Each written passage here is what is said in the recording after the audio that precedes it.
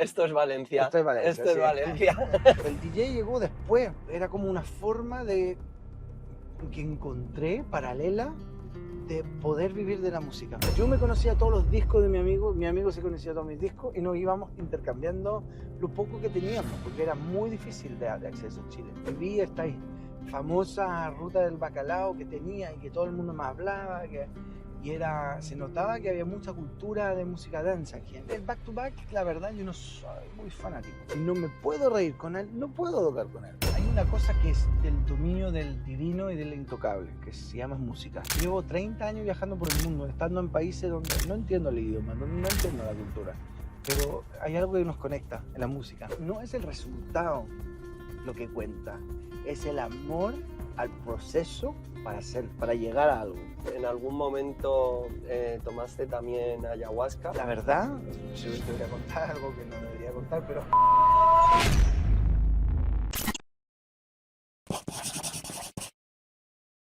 Muy buenas a todos, soy Vicente Candel y os doy la bienvenida a un nuevo transfer de Safe Trip.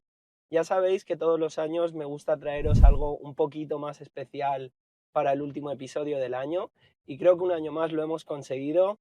Hoy nos acompaña uno de los artistas más influyentes y emblemáticos de la música electrónica en las últimas décadas. Es todo un placer tener hoy con nosotros a Luciano.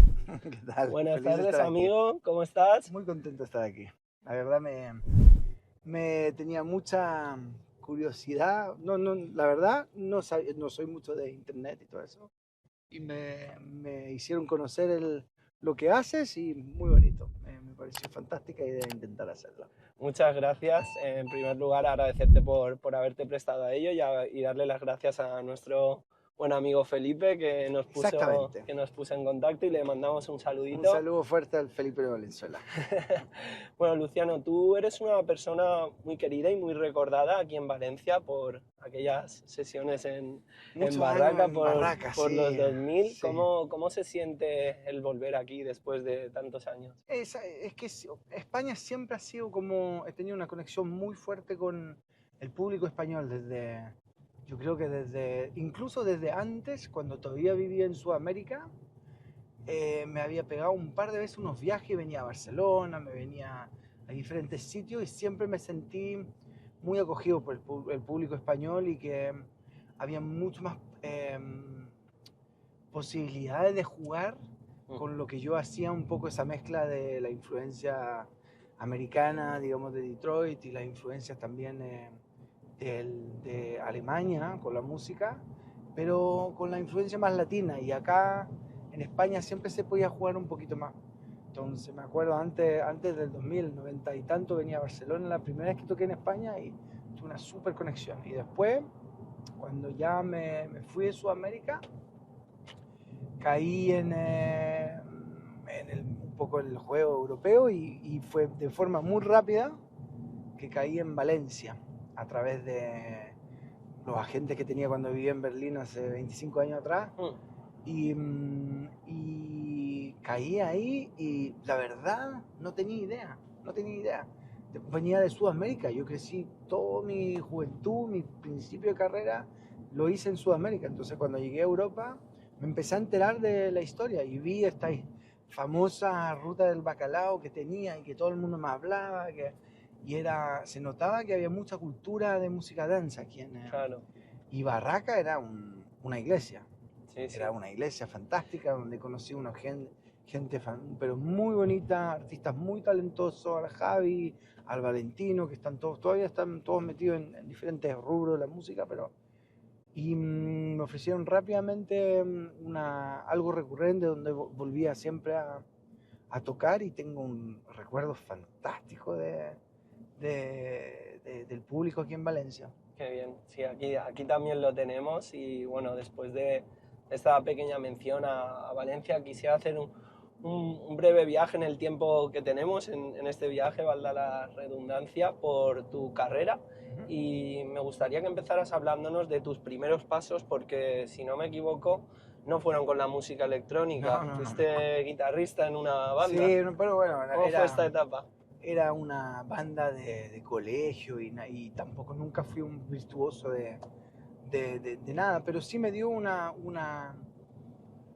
Si quieres, cuando estaba de jovencito, a mí la música siempre me llamó la atención. Mi mamá escuchaba siempre música en casa, no tengo ningún músico en la familia, pero era siempre algo como que me llenaba en los espacios vacíos, pongámoslo así. Y un día me tuve la posibilidad de empezar a tocar guitarra, pero de forma como cualquier adolescente. Mm. Y como también venía de un background bastante humilde y sin plata, sin dinero en Chile, era como, bueno, aprendete a tocar la guitarra como sea. Y yo aprendí a tocar la guitarra realmente. Me acuerdo, tenía un vecino de la casa de arriba, y te estoy hablando, tenía 13, 14 años, el departamento de arriba que vivía, y tenía una guitarra eléctrica, lo escuchaba tocar todo el día. Y yo lo que hacía era escuchaba e intentaba, no buscaba notas, buscabas en las cuerdas, intentar volver a encontrar la tonalidad que pensaba que así se tocaba. Y de hecho, siempre me acuerdo como al principio, cuando empecé a juntarme con gente que tocaba guitarra, me decían, pero bueno, tocáis de una forma súper rara, porque me había encontrado una forma propia de sonar algunas notas, hasta que descubrí después que se tocaba de otra forma. Autodidacta. Ahí, Sí, sí, autodidacta total, 100%. total. Todo lo que lo he hecho en mi vida lo he hecho así, como autodidacta. Y dirías que esta etapa influyó luego en tu sonido Sí, como DJ? no influyó, no, DJ para mí, la verdad, yo te voy a contar algo que no debería contar, pero DJ para mí siempre fue como un chiste, porque era como, lo mío siempre fue producir música, lo Mm. mío, lo que realmente mi intelecto que me realmente como que me empujó y me levantó, Claro. siempre fue la producción, el estudio, las máquinas, las combinaciones de cosas, juntar diferentes sonidos y experimentar. Eso es lo que siempre me llamó la atención. El DJ llegó después, me ofrecieron, en realidad era como una forma de que encontré paralela de poder vivir de la música. Claro. Entonces a mí me parecían, un día me acuerdo, había visitado unos amigos y me mostraron esto de los vinilos, y era un cassette con un vinilo, y había que juntar. Era como cuando aprendes a tocar un instrumento que tienes el marcapaso ese que Sí. te marca un tempo, Mm. era juntar algo con ese marcatempo. Y cuando uno viene de un instrumento, eso es súper fácil, pues ritmo. Claro. Eso Pero, le ha pasado a muchos artistas que eran productores y se interesaron un poco más por el tema de pinchar como un complemento. Claro, completamente. Y era súper divertido porque produces algo y lo tocas. claro, Es súper claro. divertido eso. Entonces, para mí fue realmente, el proceso fue así. Fue primero la producción. Realmente lo primero que me llegó a mí fue hacer música, y DJ llegó más tarde, y era algo súper fácil y como mucho más accesible, y al mismo tiempo me permitía seguir estando en el mundo de la música, escuchando música de otra gente, juntando ideas, experimentando cosas en las pistas con diferentes beats y cosas así. Pero siempre fue lo de producir música que a mí me llamó la atención en todo eso. Qué bien. Pues hablemos un poco más de esta época ya de DJ, porque como hemos mencionado antes, también estuvo por aquí Felipe y me estuvo hablando de cómo vivió él esa escena de música electrónica chilena y me resultaba muy interesante conocer tu perspectiva, ya que tú estuviste en una generación anterior, por Sí. así decirlo. ¿Cómo fue para ti? ¿Qué referentes tenías allí? Nosotros no teníamos los primeros, para mí el referente que sigue al día de hoy, el número uno el que me voló la cabeza, los sesos, que realmente me abrió fue Derrick May, Ah, ok. y al día de hoy sigo diciendo, es el mejor DJ del planeta que existe, Mm, que es a nivel técnico, gusto musical, a las influencias que hizo, y brutal. eso, sí, brutal como DJ. Y era esa cultura negra de Detroit que era como, que para mí era como ahí arriba. Siempre más incluso la cultura alemana, siempre fue, pero yo nunca me fui tan apegado como ese sonido más frío. Siempre me llamó más la atención desde los Masters at Work, como Louis Vega, o todo ese Ok. house latino que había en el rollo de Nueva York, Chicago también, de Ricardo, todo eso, o los Reyes de Detroit entre Kevin Samuelson, Juan Atkins y Derrick May, que ellos fueron como realmente los que me inspiraron mucho. Y después en Chile era un juego, la verdad, nosotros éramos 4 o 5 pioneros de los DJ en Chile y fue un juego, nunca fue algo premeditado ni algo, fue algo que somos todos, por ejemplo, Siddhartha viene de los sannyasis, de toda esta cosa de Osho, de Ohio, de bla bla bla, que venía con toda esta Goa Trance y toda esta historia. Adrián Choff, que era mi partner, digamos, cuando éramos chiquititos, era hijo, él es medio hermano de Paula Choff y Martín Choff, que son Dandy Jack y Paula Choff. Okay. Y ellos eran exiliados a Alemania y siempre le mandaban información y cosas así. Y Adrián tenía un par de vinilos. Y yo lo mismo, por tener padre suizo y tener madre chilena creciendo en Chile, pues me iba de vez en cuando y había juntado unos vinilos y éramos 4 pelagatos con 10 vinilos cada uno. Y era como, hacíamos trueque. Okay. 2 meses tocando y tocábamos las mismas canciones el año entero. Y al final de 3 meses era como, bueno, yo te hago un trueque, este disco, no. Yo me conocía todos los discos de mi amigo se conocía todos mis discos y nos íbamos intercambiando lo poco que teníamos, porque era muy difícil de acceso a Chile. Okay. Y era un juego, y era pasar de fiesta de departamento a 50 personas, la primera fiesta en un club, del primer club, que era una vez cada mes, a una vez a la semana, ¿me entiendes? Fue como... Entiendo.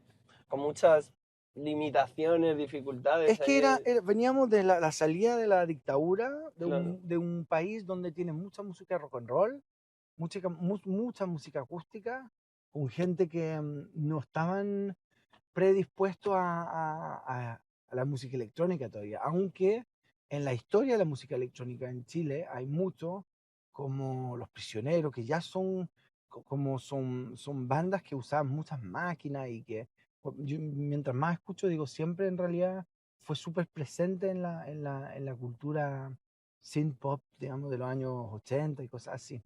Pero la música fiesta, de baile, apareció mucho más tarde. Y había un colectivo también llamado Euforia, que también hacían fiesta en una cosa que se llama La Perrera. Un amigo se llama Marino. Había otro DJ, Marcelo Umaña, que hacía con el Hugo Chávez una fiesta que se llama Backgrounds.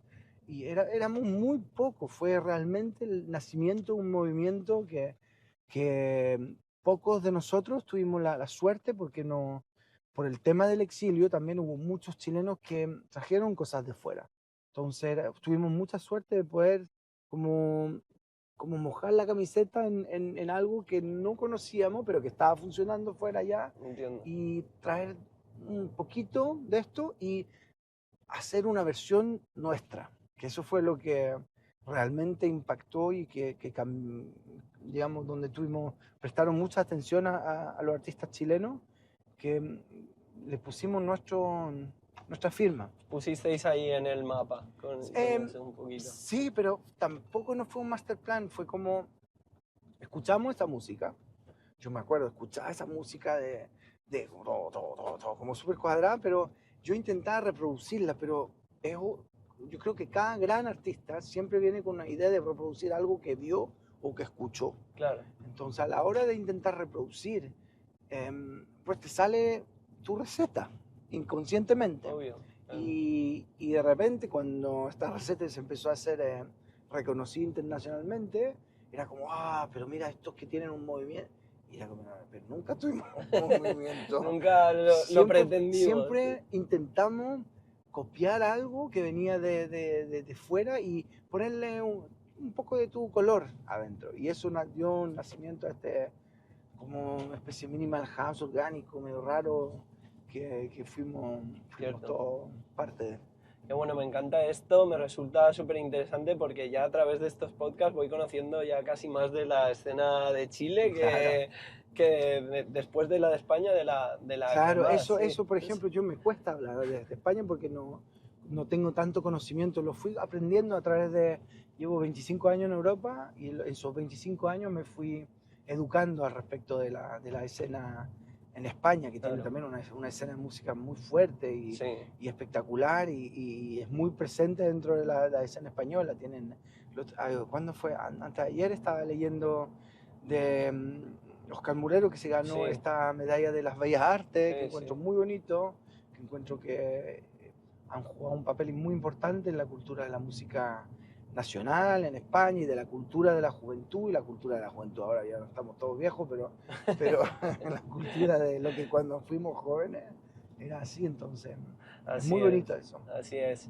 Mira, la semana pasada justo tuve aquí a Luca Dea, el Sí, filmer, Instagramer y todo esto de los clubs y de los DJs y le pregunté cuál fue su primer vídeo viral y casualmente dijo, me contó una historia que además saqué un reel de esto la semana pasada, de que él estaba en esta fiesta en Miami del sello Cadenza, Vagabundos, estaba pinchando Luciano Back to Back Cal Craig sí, sí, sí. y se ve que se fue al hotel, cargó el vídeo y se volvió a la fiesta y en una hora se ve que explotó y que la Qué gente bueno, se creía que estaba grabando en directo qué y es que lo bueno. acaba de subir y subí un vídeo, estabas ahí pinchando con Carl Craig, buenísimo. Yo ahora me entero de qué video es y qué divertido que Pues, me cuentes esta historia, pero no la sabía, la verdad. pues fue su primer vídeo viral y lo dijo Buenísimo, el otro día. Y a buenísimo. colación de esto te quería preguntar por tu sello, Sí. Cadenza, yo sé que has ayudado a muchos artistas con él. ¿En qué te fijas a la hora de buscar un artista para darle ese apoyo? Ya, Cadenza es, siempre digo, es como, tengo otro sello ahora que se llama Machaca la Membrana, que Ah, bueno, es como más fast food un poco. ok, Y tengo Cadenza, que para mí siempre lo veía como una vinoteca. ok, Entonces voy buscando cepas y voy buscando diferentes frutas, diferentes cosas para embotellar mis botellas, ¿ya? Y a veces me salen, lo que busco siempre es un jugo muy especial, que lo sé que lo puedo embotellar y yo sé que va a envejecer muy bien. Y así entiendo. defino Cadenza. Muy Cadenza bueno. yo firmo y he firmado desde siempre canciones que sé que son atemporales. ¿Se dice atemporales? Sí, sí, Que a través el tiempo va a pasar y va a mejorar y mejorar y mejorar. Y cada vez que pasan más años, a estar aún más eh, increíbles las canciones y visionarias también de alguna forma, porque estábamos con un cierto sonido que está súper, digamos, precursor. esa es la mejor música al final, la temporal, Sí, claro. y entonces eso es lo que siempre busqué en Cadenza. Por ejemplo, cuando tenía el sello, siempre me mandaban, bueno, me siguen mandando toneladas de canciones, pero era como recibía canciones que yo tengo lo bueno es que también hago DJ, entonces Claro, sé las canciones que van a ser hit inmediato, pero claro. nunca me paré en esto. Yo buscaba perfiles, es decir, que la persona que me mandaba música me tenía que mandar 20 canciones y las 20 canciones tenían que tener coherencia, que esa persona tenía un sonido propio, Hmm, que buscaba que cada persona me diera música, imprimiera su alma y me contara una historia. y su identidad ahí, Claro, claro, en vez de claro, buscar una canción que fuese un hit, porque me pasaba muchas veces, me claro. mandaban 10 canciones, había una que era espectacular y 9 que era como, es otra persona. O sea, no entiendo cómo este logró hacer esto y las otras 9 canciones no me hablan de nada. Entonces, era como, era como, me da lo mismo, siempre busqué el imprint y el alma del artista o de la persona que me viene a contar una historia. Y me da lo mismo que suene bien, me da lo mismo que sea un hit, me da lo mismo todo. Lo que más me importaba era buscarle un sentido común a todo su pintura. Entiendo, Y eso fue Cadenza. entiendo. Hablemos de los back to back, cuando pinchas junto a otra persona. Te hemos visto en muchos back to back con las mayores leyendas Sí, que hay en esto, pero sin duda hay uno muy especial y es el que haces junto a Ricardo Villalobos. Ricardo, sí. Me gustaría que me contaras qué es lo que más destacas de esta conexión que tenéis y por qué siempre ha funcionado también vuestro back to back. Bueno, el back to back, la verdad, yo no soy muy fanático. De hecho, siempre me pintan de que soy mala onda y todo porque rechazo muchos, pero no porque no me guste. Encuentro que para mí tocar es una responsabilidad tremenda en el sentido de que yo tengo una familia numerosa, tengo muchos niños Mm, y yo vivo a través de eso. Entonces mi responsabilidad hacia el público es tremenda. Siempre intento como ser lo más constructivo para la audiencia, para el público. Entiendo. Y a veces veo que los promotores tienen esa obsesión de que hay que hacer back to backs, y te ofrecen de cualquier cosa, y digo, el back to back es algo tan especial que tienes que tener una conexión cósmica casi con la persona que estás, y esa conexión va a ser constructiva a el evento o al público o dejar una huella especial. Pero a veces es destructivo, porque a veces no tienes las mismas afinidades musicales. Entonces tú estás intentando construir algo para acá y la otra y es destructivo hacia el cuadro. Digo, a veces no puedes hacer espagueti con pasta dientes. Entiendo, entiendo. ¿Entiendes? Se hace Sí, con ciertas cosas. Entonces es muy... A veces lo consideran como muy de papel, se ve súper bien, pero para mí no es papel. Para mí es música. Todo siempre es música. Entonces intento, intento hacer de a poquito. A veces me dicen, como por ejemplo me pasó hace poco con Josh Baker, que me estaban llevando un año que decimos, "Ay, tienen que hacer". Y yo decía, "Pero es que yo nunca he hablado con él. ¿Cómo me quieras que me vaya a sentar 3 horas a hacer claro. algo?". Entonces le dije, y eso no quiere decir que yo creo que soy mejor o peor. No es una competencia, ni tampoco es una nota de pensar que yo soy un ególatra, que pienso que los otros no valen. No, es simplemente diferencia. Las diferencias son importantes. Claro. Entonces llegó un momento donde dije, yo encantado, pero primero que nada, tomemos un café, veamos si hay buena onda, si hay una conversación que nace, si nos conectamos como seres humanos, Hmm, si hay una conversación interesante, si me puedo reír con él, si no me puedo reír con él, no puedo tocar con él. claro, es Porque, importantísimo porque esto, claro. es risa todo eso, es un montón de cosas positivas. Entonces, eso hicimos y lo conocí, nos tomamos un café, y dije, qué buen chico, jovencito, súper buena onda, súper culto, súper Esto hablas de Ricardo. no, te estoy hablando de Vale, de Josh Josh Baker, Biker. Ah, vale, vale, que es vale. súper respetuoso. Te estoy hablando de las generaciones más Vale, jóvenes. vale, vale. Después cuando Ricardo y yo Ricardo es mi hermano grande. Claro. Siempre ha sido parte de mi vida. Ricardo lo conocí cuando era un pendejo en Chile, tenía 14, 15 años. Y como te dije, en Chile Ricardo vivía en Alemania. ¿Mm? Fueron como muchos chilenos exiliados, y venían una vez al año, 2 meses de vacaciones, y venían a Chile, y era como, llegaron los chilenos que viven en el extranjero, y nos nutríamos de eso, porque Claro, sobre todo claro. el que más influyó en Chile fue Danny Jack Martín, porque Martín conoció a Ricardo no era en Frisbee Records, era en Neuton, que Neuton era en la época una distribuidora en Frankfurt, donde Ricardo trabajaba. Y Ricardo fue una persona tremendamente influyente en toda la escena chilena, porque trajo mucha información desde fuera.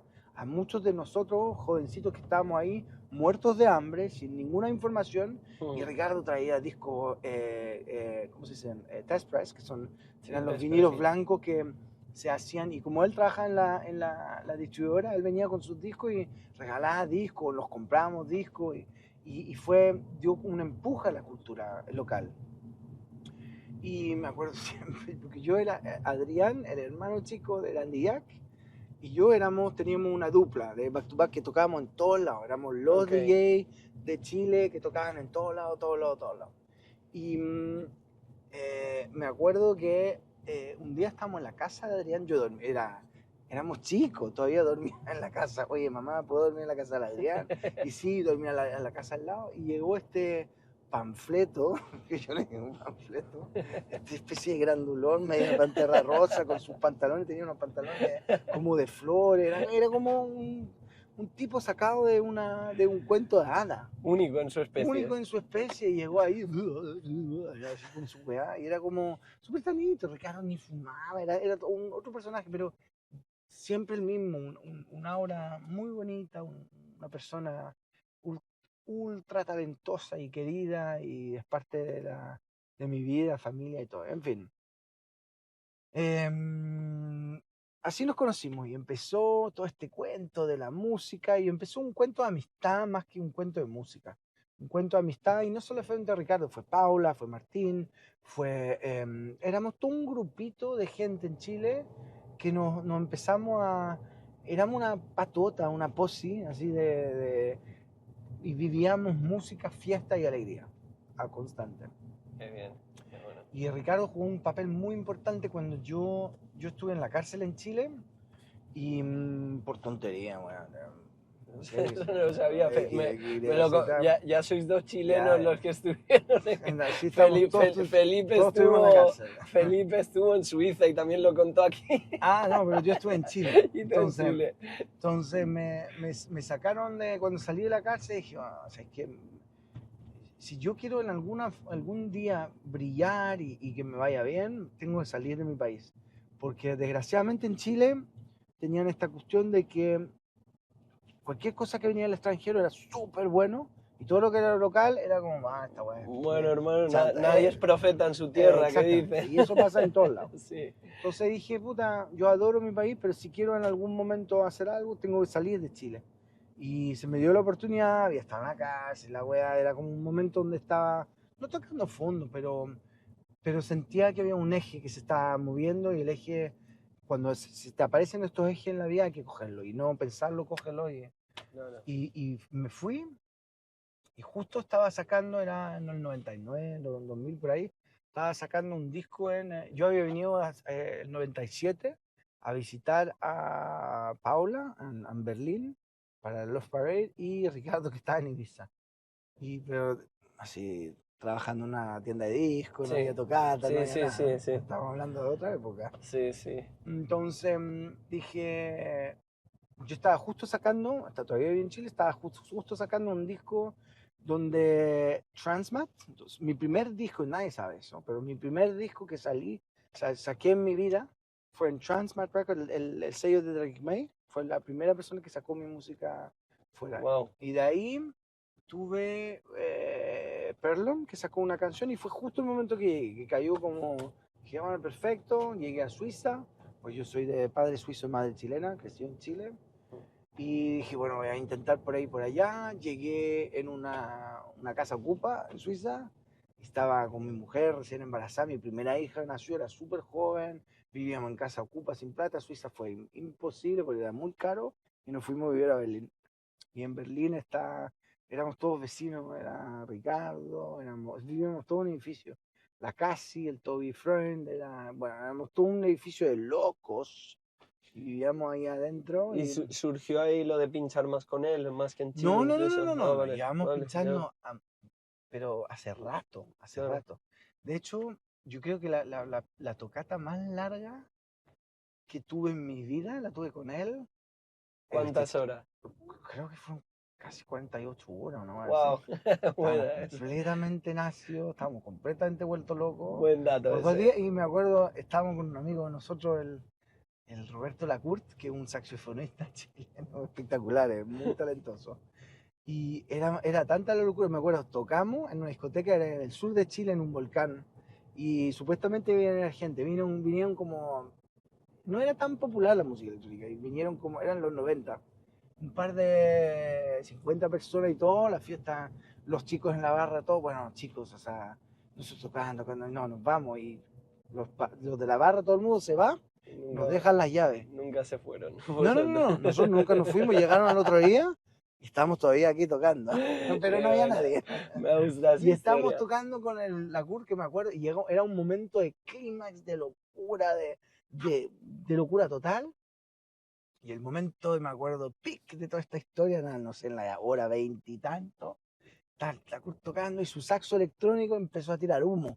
Y estábamos todos tan así como... Y éramos 5 personas, pero Claro. fue una reveladora. reveladora. Esas son las mejores. Sí, Bueno, eso fue muy bonito. Antes, Luciano, hemos hablado, comentándome esto de los back-to-backs que me decías, me ha venido a la cabeza la escena actual que estamos viviendo en la música, porque como has dicho, un back-to-back tiene que ser algo más orgánico, Sí, que todo surja así, y todo. muchos puede que se estén haciendo hoy en día, pues por vender más tickets, Sí, hoy por, día hay esa por cultura reclamar de atención. like, de demasiado, Claro, de que hay que...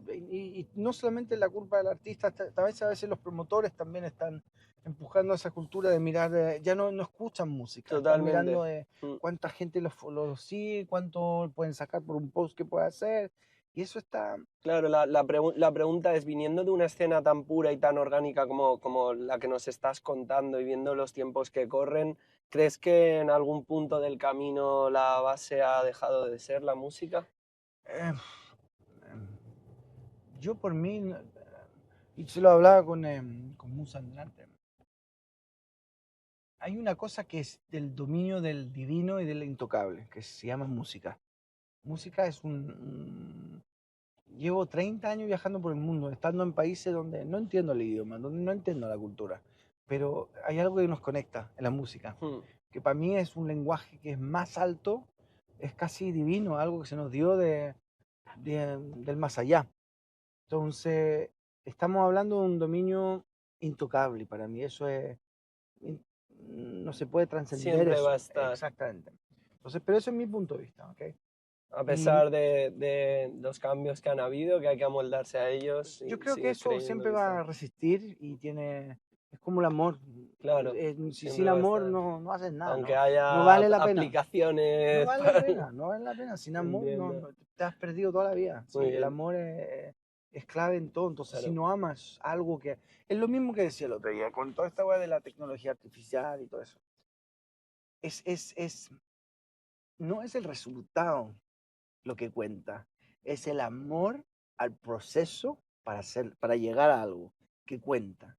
Si tú amas sabes que conectar un cable, prender una máquina, saber cómo funciona, buscar el submenú para saber cómo le hago el efecto y saber que con esto puedes escribir y tac, y boom, y pam, y que cuando ese amor a ese proceso imprimió algo, es que ese distancia entre A y B, eso es la que vale. No es lo que se imprimió al final. Es el proceso entre medio que hace que valga la pena.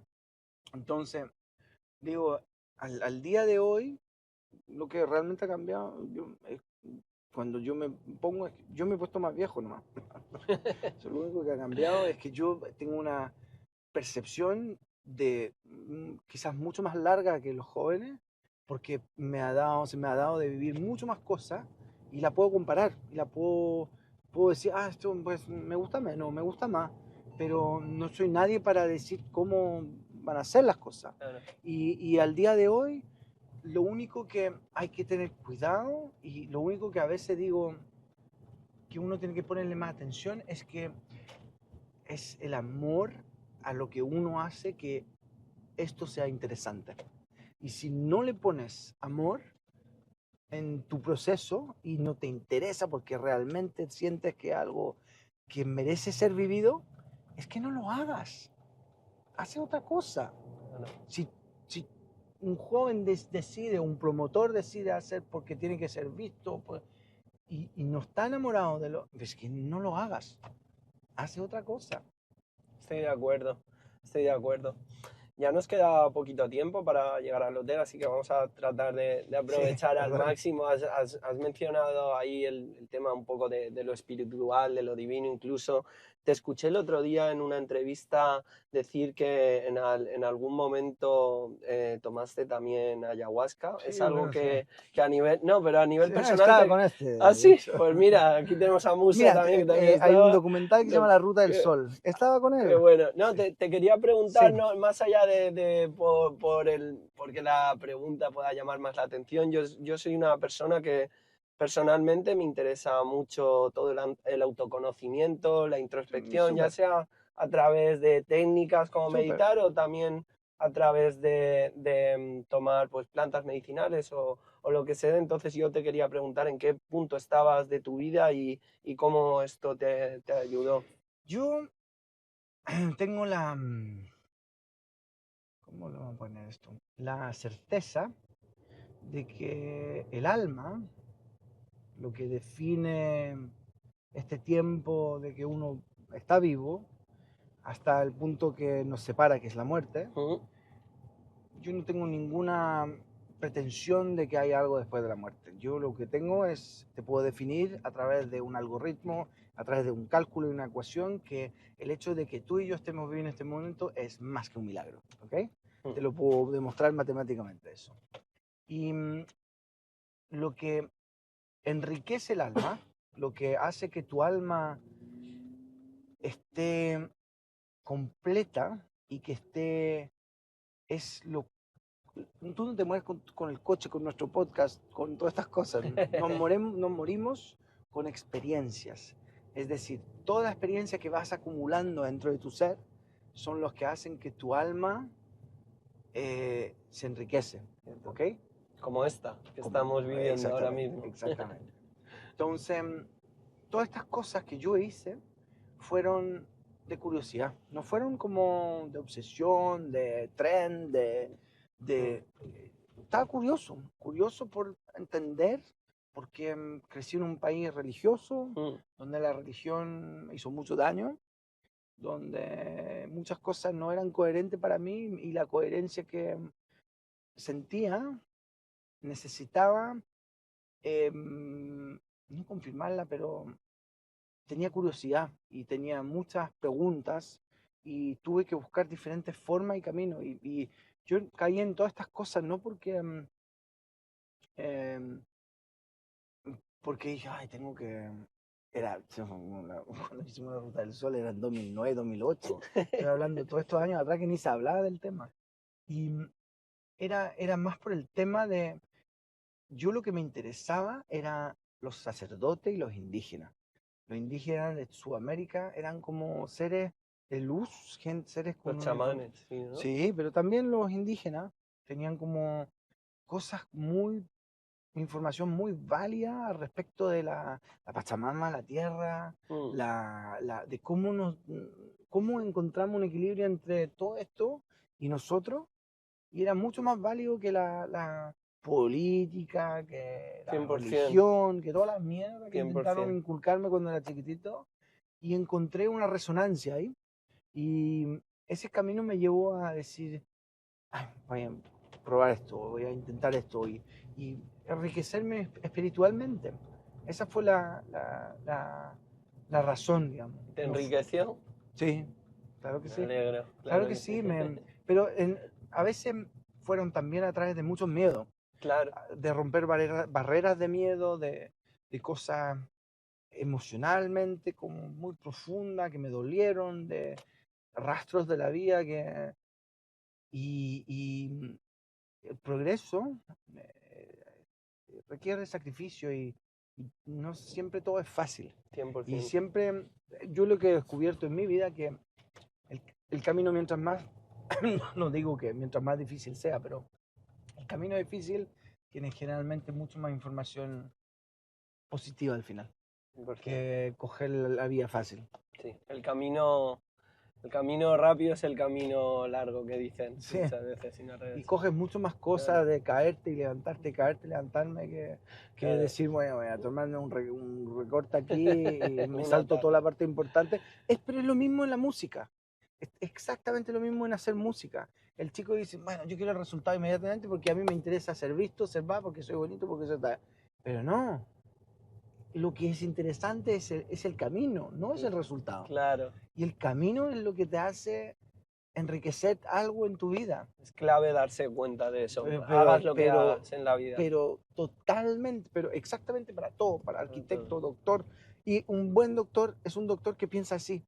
Un buen arquitecto es un arquitecto. Es tan importante estar conectado con el amor, con cosas que tienen sentido.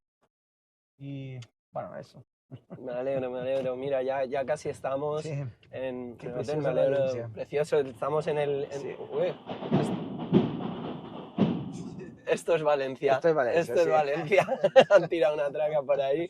Me alegro mucho que hayas compartido esta historia conmigo. Tenía mucha Genial. curiosidad, ya casi hemos llegado. Y por último, que te quería preguntar, has mencionado antes que tienes una familia muy numerosa. Sí, Si tengo no me 7 equivoco, hijos. tienes 7 hijos. 7 hijos. Yo te quería preguntar cómo has logrado alternar la vida de uno de los disc jockeys más top del mundo con ejercer de De padre de 7 hijos, me imagino habrá sido muy complicado. Es muchísimo sacrificio.